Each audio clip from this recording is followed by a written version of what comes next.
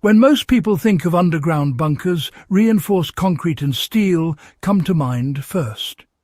Yet in Cold War-era facilities, wooden beams often played a surprisingly critical role.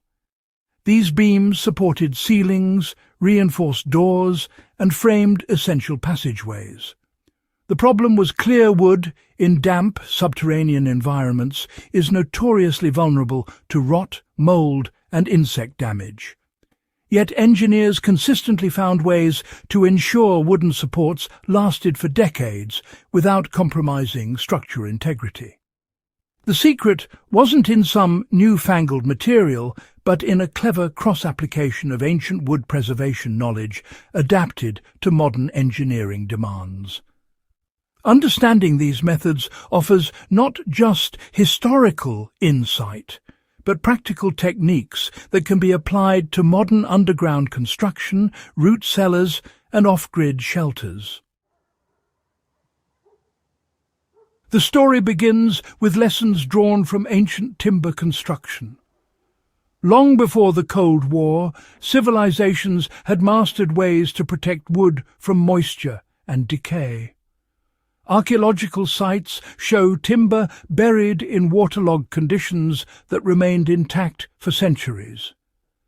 Ancient engineers discovered that the right combination of species, density, and environmental control could dramatically slow decomposition.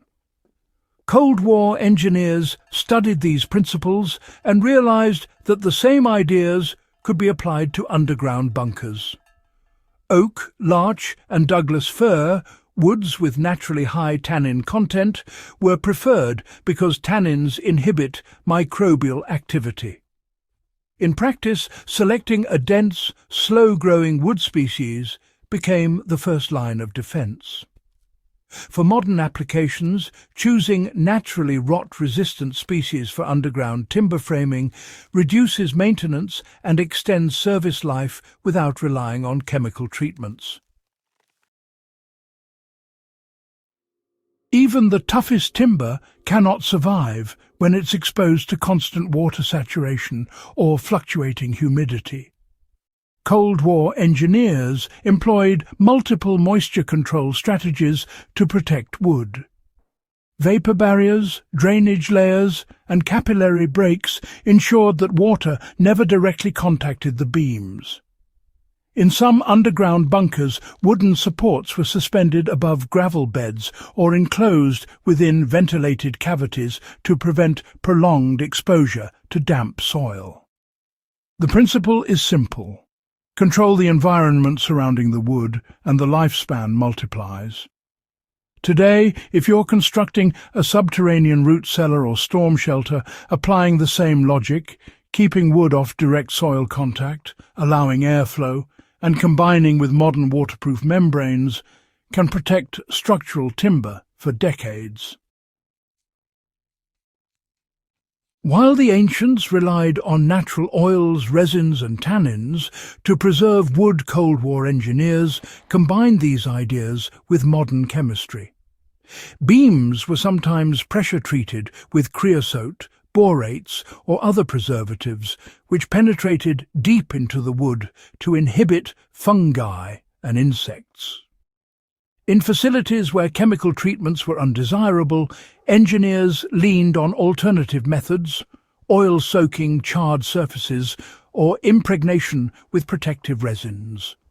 Even a thin layer of linseed oil could dramatically slow moisture absorption while leaving the structural integrity intact. For modern builders, the lesson is clear. A combination of natural rot-resistant species and targeted protective treatments can dramatically extend underground timber lifespan without the need for expensive synthetic solutions. Wood decay is accelerated not just by moisture, but by stress and lack of ventilation. Engineers quickly learned that beams in underground passages needed to be properly supported to avoid bending or cracking, which would allow water and rot to penetrate faster.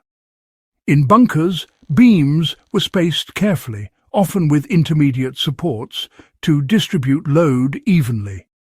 Ventilation shafts or channels were incorporated to allow subtle airflow around structural members, reducing trapped moisture.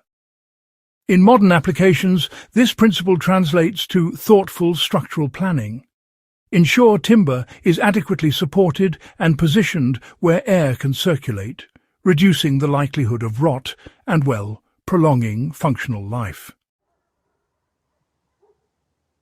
One striking Cold War example is the NORAD-Cheyenne Mountain complex, where wooden beams in ventilation shafts and support tunnels survived decades without replacement. The combination of dense timber, precise placement, moisture control, and occasional protective coatings ensured their durability. A small-scale adaptation of this approach can be applied in homestead cellars, storm shelters, or even buried storage containers. By selecting the right species, isolating beams from moisture, and allowing for ventilation, it's possible to create a durable underground timber frame that resists decay naturally.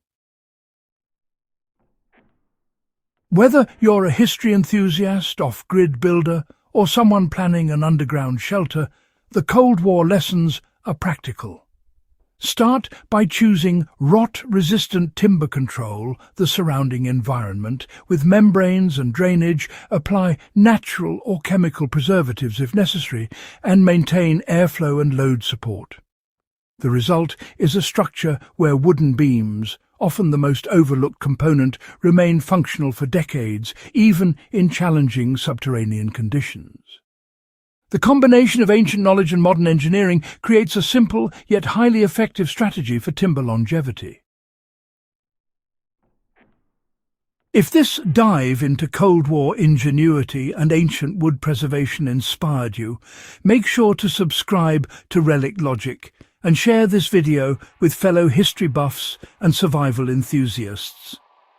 These forgotten techniques aren't just relics, they're practical lessons for anyone interested in building underground safely and, sustainably.